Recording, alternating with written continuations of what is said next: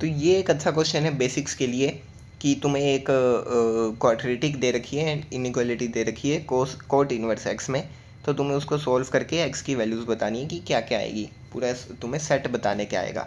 ठीक है, तो इसको देखो, सबसे पहले तुम क्या कर सकते हो, जो हर बच्चा करता है कि कोट इनवर्स एक्स को तुम टी मान लो। ठीक है, तो तुम्हें देखने में आसानी हो जाएगी। तुम्हें क्या दिखेगा, ये तुम्हें दे रखे है टी स्क्वेयर माइनस का 3t प्लस का 2 ग्रेटर देन 0। ठीक है, इसके जब तुम फैक्टर बनाओगे तो वो बनेंगे माइनस का 2t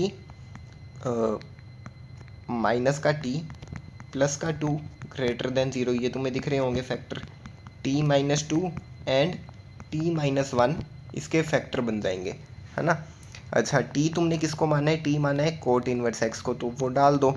तो कोट इनवर्स x माइनस का 2 and cot inverse x minus का 1 ये होना चाहिए ग्रेटर देन 0। अच्छा, अब तुम ये बेसिक इनइक्वालिटी है, इसको सोल्व करना तुम्हें आता ही है कि जब तुम इसको नंबर लाइन के ऊपर प्लॉट करोगे तो एक जगह पे तुम डालोगे 1, ठीक है, यहाँ पर डाला 1, यहाँ पर डाला 2, ये प्लस माइनस प्लस।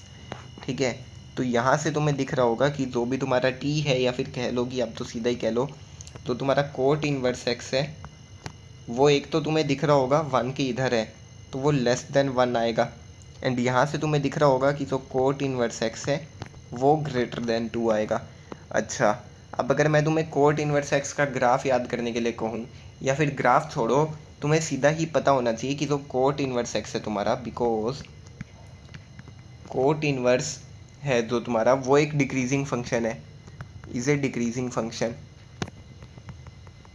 ठीक है, ग्राफ तो छोड़ो, ग्राफ भी अगर तुम देखना चाहो कोट इनवर्स का, तो ग्राफ अगर मैं कुछ गलती नहीं कर रहा हूँ तो कुछ इस तरीके का बनता है।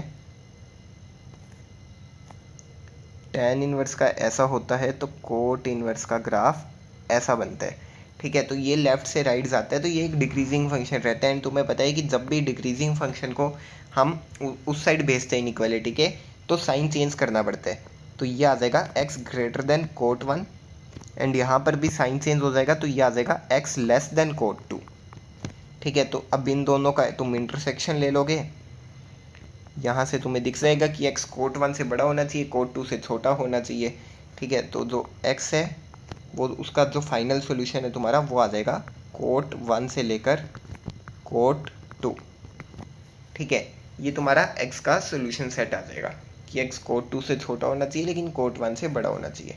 ठीक है, आई होप तुम्हें ये चीज़ समझ में आ रही होगी अच्छे से।